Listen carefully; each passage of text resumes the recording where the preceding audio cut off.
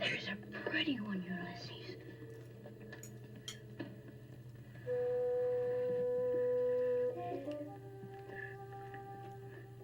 There it is. Hello BookTube, welcome back. This is my September wrap-up.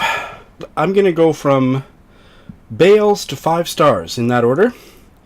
And let's start with the Bales. I only have 3. That's the least number of Bales on a monthly basis since I started keeping track. Nearly 2 years ago, I am a serial bailer. The first one was one I was surprised that I bailed on, The Double Hook, 1959 Canadian novel by Sheila Watson. I read it in the 80s. I think I studied it at school. All I could remember was that I loved it, so I picked it up again to reread, and didn't go well. It was interesting, both the story and the characters and the writing, but ultimately off-putting. The writing style was quite lyrical and spare, and I felt like I was reading a story from the New Testament. In fact, by the end, I felt like a poet was shouting an Old Testament story at me underwater while drunk. I quit. But it could have just hit me on the wrong day or the wrong week, because my memory is that I did love it many years ago, so I will try it again. This one I will never try again. Distant Light by Antonio Moresco. It's from that aesthetically pleasing publishing house Archipelago Books, but I have yet to... Well, there's one book from there that I loved, but this is the third one I've tried and the second bail from them. This was a story about a man living alone in... It's a little bit redundant, but living alone in an abandoned town and talking to himself and talking to the trees. And when it got to the point where he was talking with the trees on about page 7, and the dialogue was so ridiculous, I bailed. I have never read an Italian novel. This was not the one for me. The last bail, I don't have it. I've already given it away. You know who you are out there in BookTube, and you might be surprised by this. Cloud Atlas by David Mitchell. I had been looking forward to reading this since it came out. In fact, I have a signed copy somewhere in Canada in a box, and I just couldn't get into it. A really close reading friend said, don't even think about bailing until you get to the second story. So that's exactly what I did. And I just... No, the prose, I thought it was just... It's not like it's shitty writing. It's just very Latinate and very bloviated. I assume David Mitchell was going for that style. That's not a flaw in his writing. He was actually imitating kind of the... I don't remember which century, 18th and 19th century, I don't remember, but I just made my skin crawl, so nope. Not everybody, but lots of people, most people, worship David Mitchell. I thought I would be joining those ranks. But I might consider trying it again. One of the few 1-star readings I've ever given. Don't tell Simon! It's for his and Thomas's read-along for the Readers podcast. Strangers on a Train by Patricia Highsmith. I hated this book so much.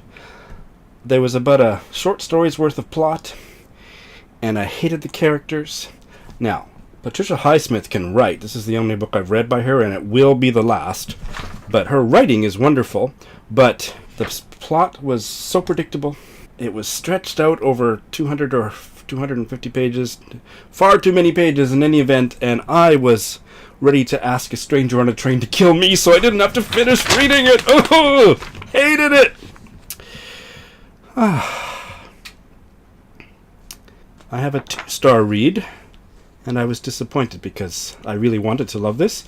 This is a book of poetry from my home province, Saskatchewan, Canada, by a Indigenous Canadian poet. Her name is Rita Bouvier, and there is a Cree word in the title that I'm not sure I can pronounce. Nakamowinsa, for the seasons. To be honest, this is the first book of poetry that I've read from cover to cover in my life. I don't read poetry. I keep saying in all of my videos this month, I don't read poetry. Well, obviously this month I did read poetry. This one didn't go so well.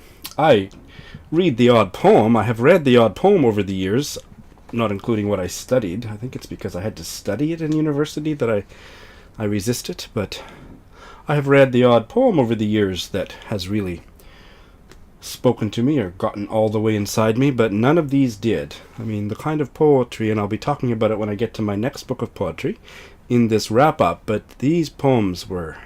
There was no movement of energy.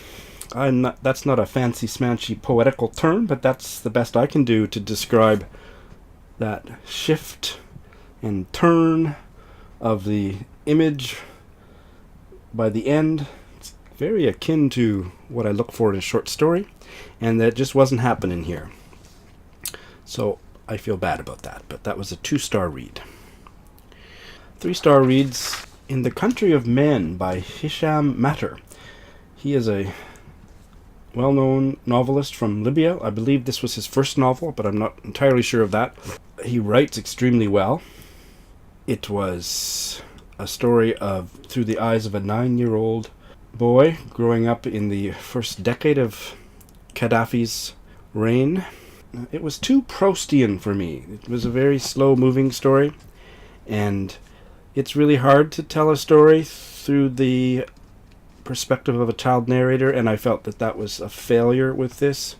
The boy was too old and too obtuse, both, if that was possible. That's what it felt like to me. The only part that I would say was some beautiful writing. The only other part that I thought the mother's story was interesting, because she was a very complex character.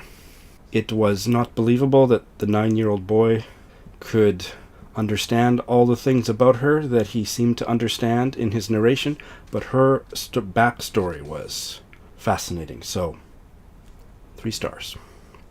Another 3-star read was The Tragedy of Brady Sims by Ernest Gaines.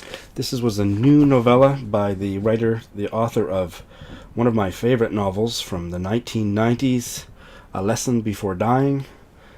That's just a heart-rending story about a African-American teacher, and I believe it's in the 1940s or the 1950s, who is roped into giving a 12-year-old boy on death row, African-American boy on death row, an education before he goes to the electric chair. This one, however, was disappointing.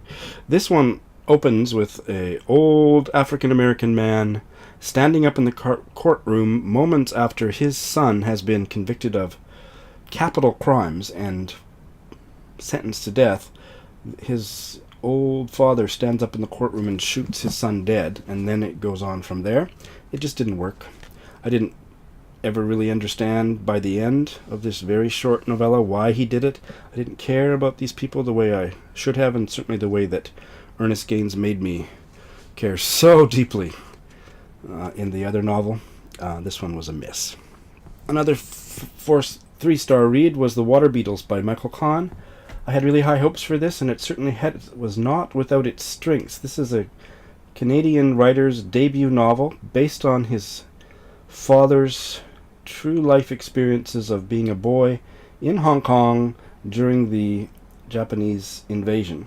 This story is harrowing, and I give Michael Kahn full marks for telling a story extremely well through a child narrator, because it's done approximately 700 times better than Hisham Matter did, and also creating scenes that have a lot of emotional power. Some of these scenes are told so simply and so movingly. However, there's a lot of problems here, and one is that he's got the same man looking back from his present life, and those sections of the book were patched in haphazardly, and I never really got a sense of the old man character. And every time the prose tried to make a metaphor or image that would bridge the old man's story and his younger self, it just fell flat, and there's some really bad writing here, so it's a very mixed bag. There was enough here that worked for me that I probably wouldn't pick up Michael Kahn's second novel, but I might try his third. This one was a 5-star read for me emotionally, but a 4-star read in fact, all told. My Absolute Darling by Gabriel Talent, and I'm not going to say anything about it because I've just put up a review 2 or 3 days ago, so I'll put a link into it, but this is a flawed, problematic novel that is one of the most compelling books I've ever read, and I won't ever forget. If you would like more, please check out my review or some other good reviews on BookTube. 5-star reads. So I read another book of poetry, The Deleted World by Thomas Transtromer. I loved it. These are all stories about, kind of all capture the transition between winter and spring. There was a lot of powerful images and turns of phrase. Face to face. In February, life stood still. The birds refused to fly, and the soul grated against the landscape as a boat chafes against the jetty where it's moored. The trees were turned away, the snow's depth measured by the stubble poking through. The footprints grew old out on the ice crust. Under a tarpaulin, language was being broken down. Suddenly, something approaches the window. I stop working and look up. The colors blaze. Everything turns around. The earth and I spring at each other. I said before, what I respond to in poetry is some kind of a movement of energy, an image or a metaphor, or that there's some movement, some shift, dramatic shift of energy. Makes something that makes me sit up and feel something, and I would say almost every poem in here did that, so I can see why he won the Nobel a few years ago. This is the one, my very first BookTube review was of this one, and I guess I'll put a link. I guess I'll put a link below to it, but it's I really bit off more than I could chew trying to review this as a BookTube newbie. Not that I'm much past the newbie stage, but that was the early newbie stage, and I was doing it standing up, and I kept, after I edited it and watched it online, I kept kind of stepping closer to the camera, and watching it was giving me vertigo. So I don't recommend it all that highly, but I'm still going to refer you to it because this is a really hard book to talk about. I loved this book. It was my first Errand Daddy Roy. It's a baggy, complex tale that resists letting you in. I didn't have the intellectual wherewithal to push my way in all the way, but I got so much out of it. And basically it's a incredible mind map of Errand Daddy Roy, and I can't stop thinking about it and plan to reread it in a year or two because I know that I'll get that much more. I was disappointed it didn't make the shortlist for the Booker, but in a way I can almost see why, because it's such a challenging read. And when I say that, I mean I certainly failed the challenge, but I loved it. So if you're interested in her writing, if you're interested in India, especially the grand sweep of the politics of India, please check it out. My last 5-star read, my last of my wrap-up, is The Makioka Sisters by Junichiro Tanizaki, and I'm quite pleased with how the review of this one turned out, so I'll put a link of that in the show notes. This is a 1940s Japanese novel. It's probably my favorite Japanese novel. I kind of exclude Murakami Haruki from my idea of what is a Japanese novel because his aren't all that Japanese, not in the way that this novel is. It's a wonderful tale of a dysfunctional family in the 1930s and 1940s as Japan moves towards war, and the characters are wonderfully drawn, and the family dynamic is cinematically represented. I really love this novel. Please see my review for further details. That is my September wrap-up. Thank you for your attention. Have a great day.